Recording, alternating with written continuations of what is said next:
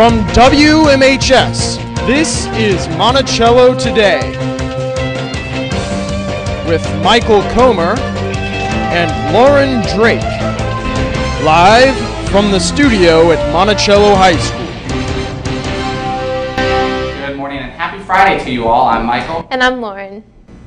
We have absolutely no time to spare this morning, as this broadcast is filled with a special feature on the girls basketball team and of course Turner time. But before we get into that, there is one rather important announcement to cover this morning, and that is that the pancake breakfast that was supposed to take place tomorrow has been canceled.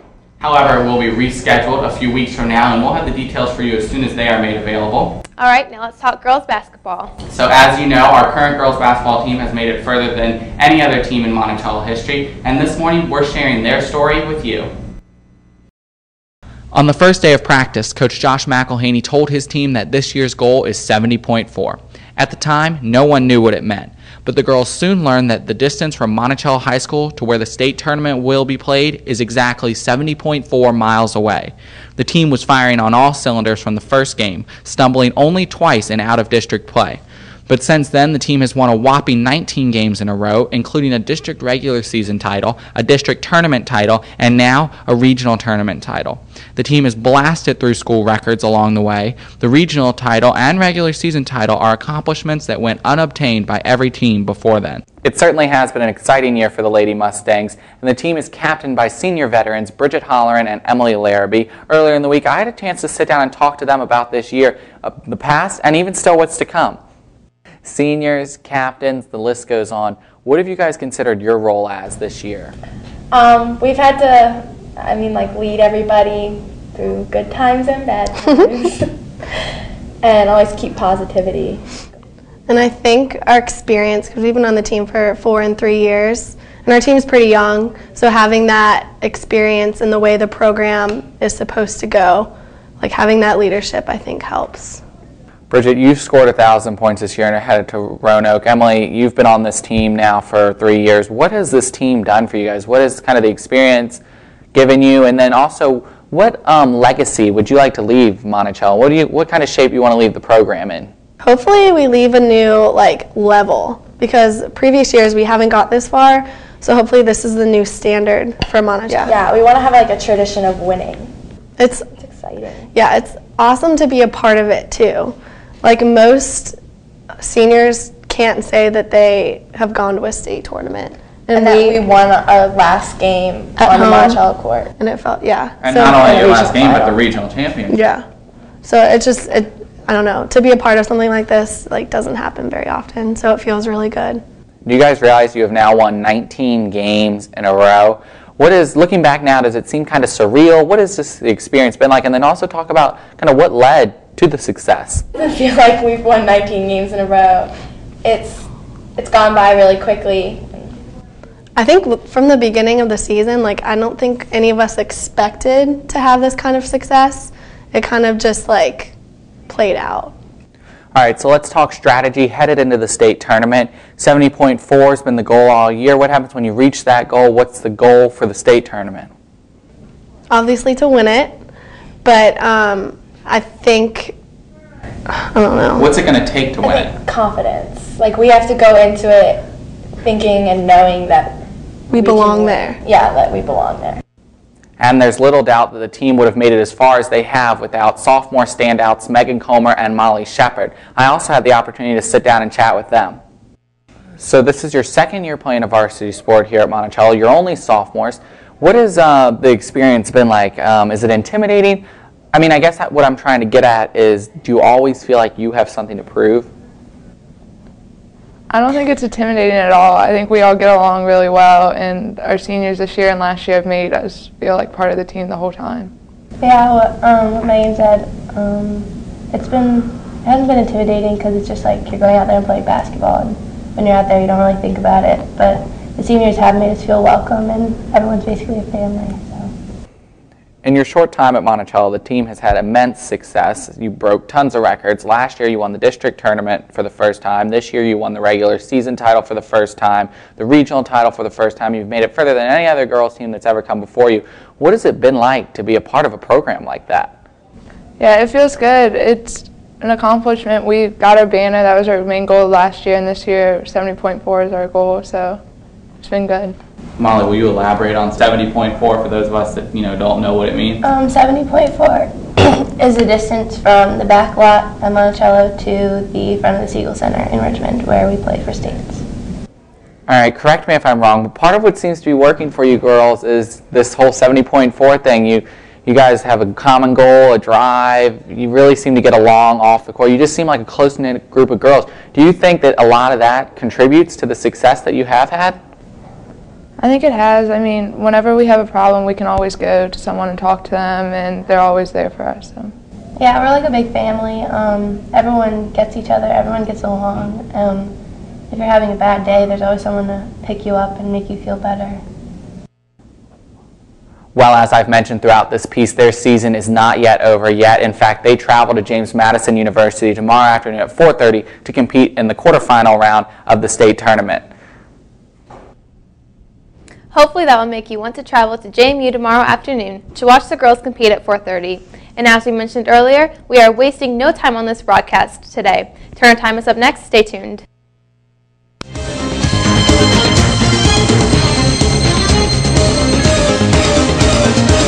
Okay. Good morning, staff and students. This is Dr. Turner, and welcome to the latest edition of Turner Time. Listen, I got a couple of things I want to talk about today.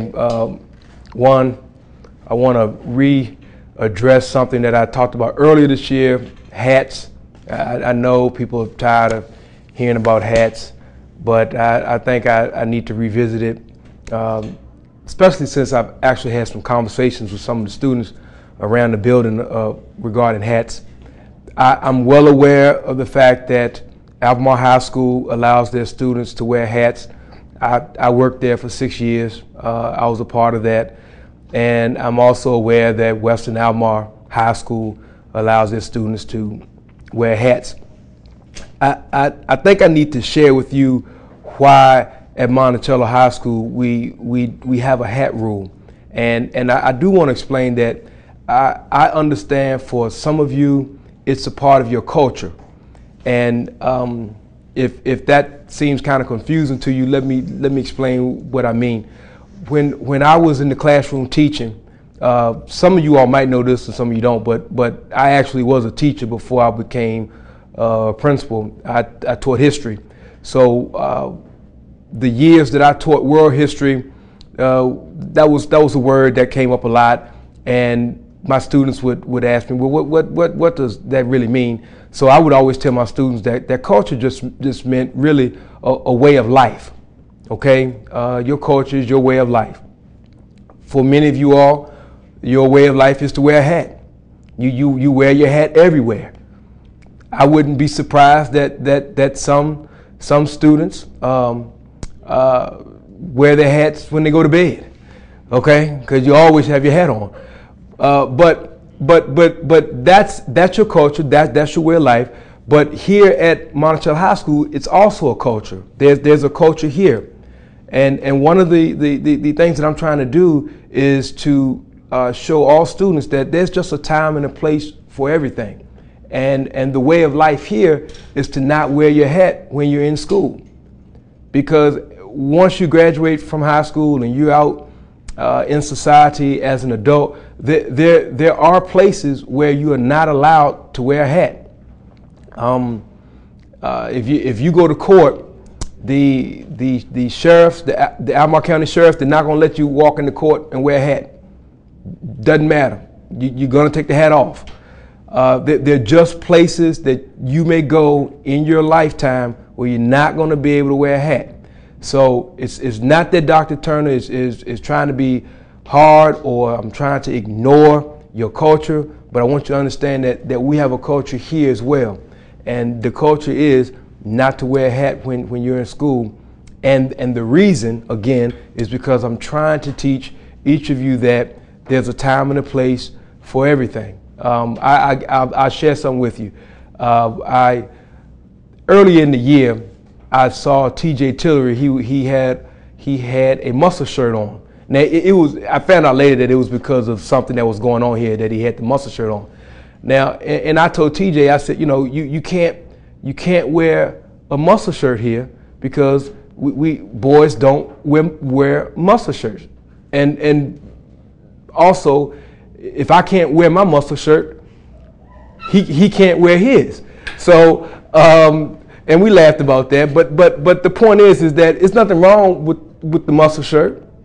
I mean, my arms are bigger than TJ's arms, but but it's nothing wrong with that. It's just that he can't wear it here unless it's a special occasion. So with that, I want to get to my Twitter questions.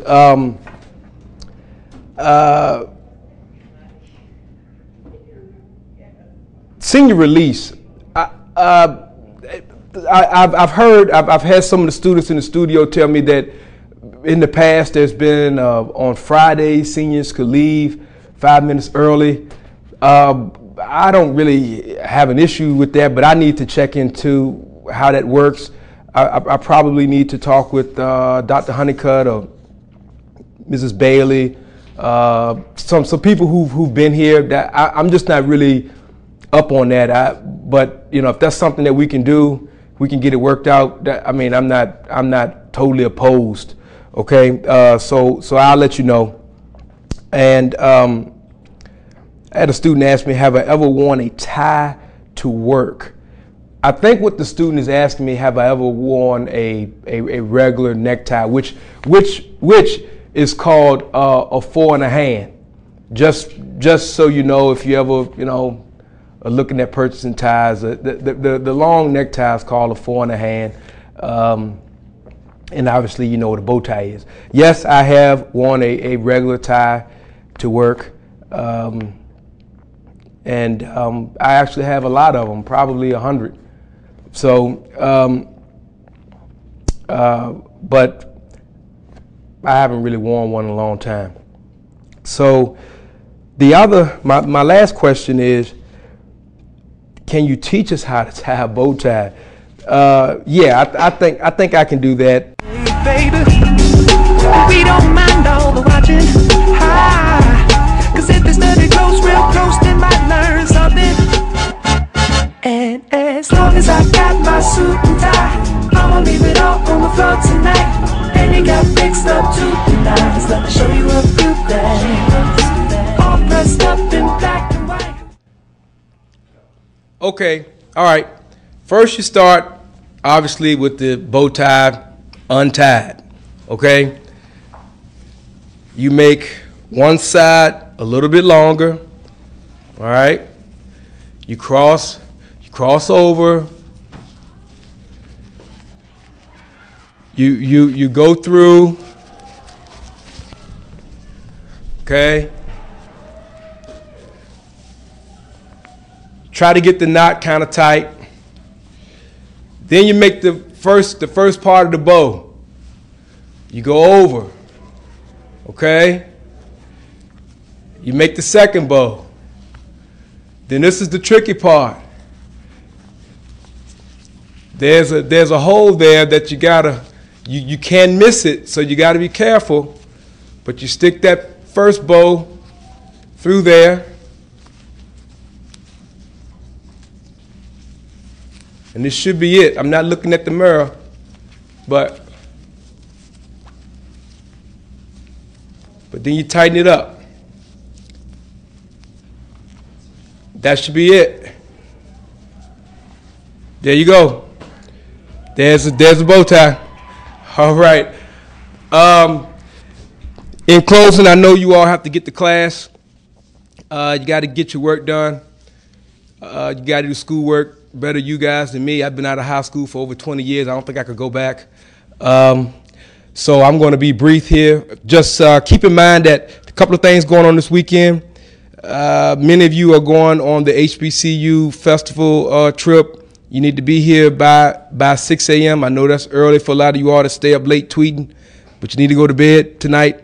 And also we have the girls basketball game, which is a huge game at JMU. I'm actually going to be in Northern Virginia tomorrow, and I'm going to zoom down 66 and pick up 81, and I'm going to JMU, so I will be there as well. Other than that, I want you all to have a great Friday and an outstanding weekend, and I will see you later.